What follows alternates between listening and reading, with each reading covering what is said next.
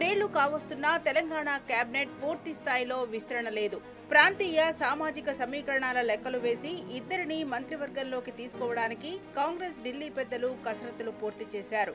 ఈ క్రమంలోనే రీసెంట్ గా ఎమ్మెల్సీ అయిన ప్రముఖ నటి రాజకీయ నాయకురాలు రాములమ్మ విజయశాంతి పేరు మారుమోగుతోంది. మంత్రి కొండా సురేఖ ఇప్పటికే పలు వివాదాస్పద వ్యాఖ్యలతో వార్తల్లో నిలిచారు. సరేలే అనుకునే లోపే ఆమె కూతురు కొండా సుస్మిత నేరుగా పాలిటిక్స్ సీన్లోకి ఎంట్రీ ఇచ్చారు. పరకాల అసెంబ్లీ టికెట్ వ్యవహారంలో రేవంత్ రెడ్డి వేసిన అడుగులకు సుస్మితకి కోపం నరనరాలకి పాకింది. ఏకంగా మీడియా ముందుకొచ్చి గాంధీ భవన్ పునాదులు కదిలిపోయేలా ఒక డైలాగ్ పేల్చారు.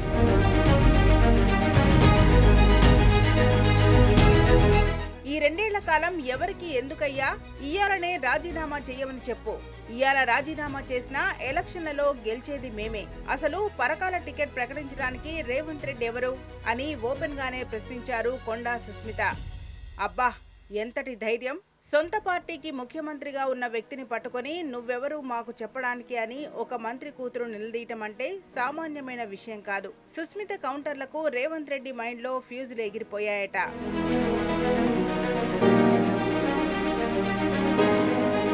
కానీ సుస్మిత అక్కడితో ఆగలేదు. అసలైన ఆటం బాంబ్ అప్పుడే పేల్చారు. ప్రతిపక్షాలు కూడా చేయని స్థాయిలో ఏకంగా రేవంత్ రెడ్డి సోదరులపై ఘాటు ఆరోపణలు చేశారు. రేవంత్ రెడ్డి సోదరులు తెర వెనుక చక్రం తిప్పుతున్నారు. అధికారాన్ని అడ్డం పెట్టుకుని వేల కోట్లు దోచుకుంటున్నారు. 200 కోట్ల రూపాయల విలువైన భూములను షెల్ కంపెనీల పేరుతో కొట్టేశారు అంటూ పబ్లిక్ గానే ఆరోపణలు గుప్పించారు. ఈ ఒక్క దెబ్బతో రేవంత్ రెడ్డి వర్గం మైండ్ బ్లాంక్ అయిపోయింది. మేము చాలా పారదర్శక పాలన ఇస్తున్నామని విదేశాల్లో రేవంత్ రెడ్డి డబ్బు కొట్టుకుంటుంటే ఇక్కడ సొంత మంత్రి ఇల్లే రేవంత్ రెడ్డి ఓ దొంగ అని చెప్పకనే చెబుతున్నారు.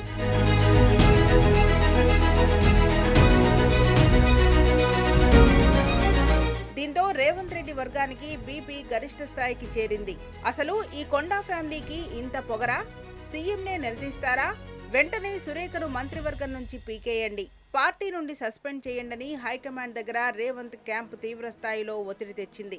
ఎలాగైనా కొండా సురేఖను కేబినెట్ నుంచి తప్పించాలని రేవంత్ రెడ్డి పట్టుబట్టగా ఢిల్లీ అధిష్టానం మాత్రం ఒక బిగ్ కండిషన్ పెట్టిందట.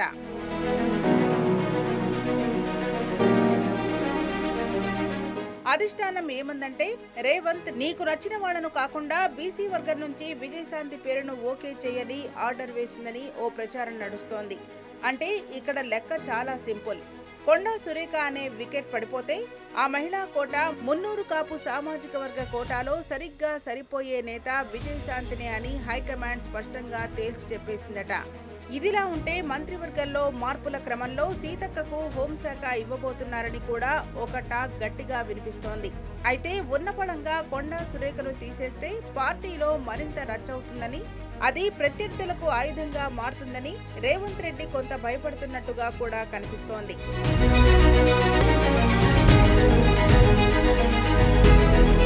అయితే ఇక్కడ అందరినీ ఆశ్చర్యపరిచే మరో కీలక పరిణామం ఉంది. విజయశాంతి రేవంత్ రెడ్డి ఆమోదం కోసం గానీ, ఆయనతో చర్చల కోసం గానీ వేచి చూడటం లేదు. రేవంత్ రెడ్డితో ఎలాంటి సంబంధం లేకుండా నేరుగా రాహుల్ గాంధీతో, ఢిల్లీ పెద్దలతో చర్చలు జరిపి మంత్రి పదవి పొందేందుకు పావులు కదుపుతున్నారట.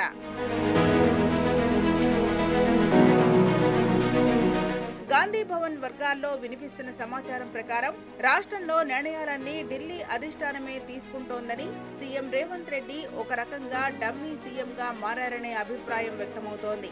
రేవంత్ శైలిని అధిష్టానం పక్కన పెట్టి నేరుగా ఢిల్లీ నాయకత్వమే విజయశాంతికి ప్రాధాన్యత ఇస్తుండడం దీనికి ఉదాహరణగా చెబుతున్నారు.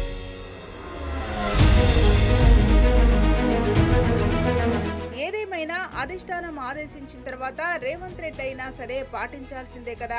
రేవంత్ రెడ్డి వర్సెస్ కొండా ఫ్యామిలీ వారు పుణ్యమా అని రాములమ్మకు కేబినెట్ బెంచ్ మీద లక్కీగా సీటు దొరికేలా ఉందనడంలో సందేహం లేదు.